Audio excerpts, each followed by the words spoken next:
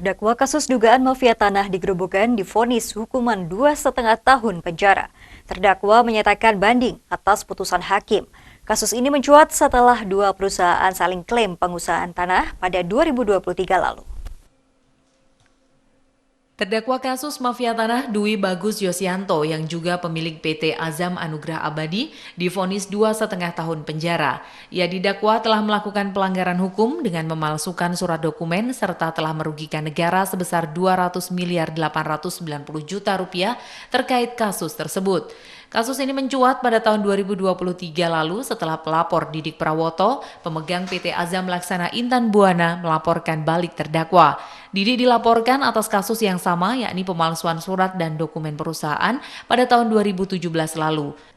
Yosi mengklaim bahwa hak guna bangunan tanah seluas 82 hektar yang berada di Desa Sugimani, Kecamatan Tanggung Harjo, Grobogan, sah dikuasai oleh PT Azam Anugrah Abadi dengan bukti surat dan dokumen yang dimiliki terdakwa. Dwi Bagus ini salah satunya menjadi atensi pimpinan, Pak, karena ini kan program strategis nasional.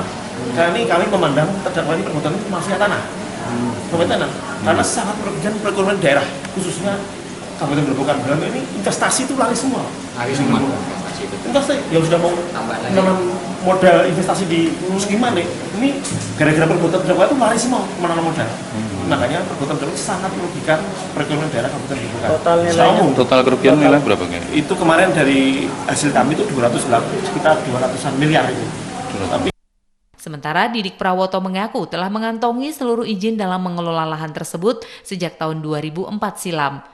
Dasar PT Alif berkomitmen menjadikan tanah yang kita punya itu menjadi kawasan, dan insya Allah karena ini sudah putus, sudah dinyatakan bersalah, walaupun hukumannya 6 tahun, divonis 2,5 tahun, semua saya kembalikan ke kejaksaan.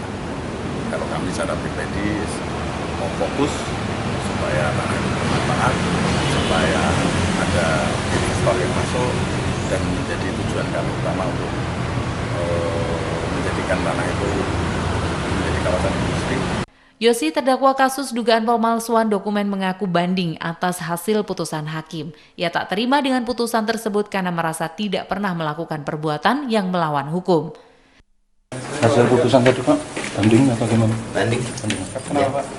Ya. Alasannya, Pak? Ya, tidak puas saja dengan keputusan itu karena fakta-fakta persidangan kita bisa lihat semuanya. Kalau seharusnya, Pak, gimana? Gimana? Seharusnya gimana? Ya, menurut saya kan tidak tahu. Itu aku membuat notaris saya. Oh gitu. Dari Grobogan, Rustama Nusantara, Tim iNews melaporkan.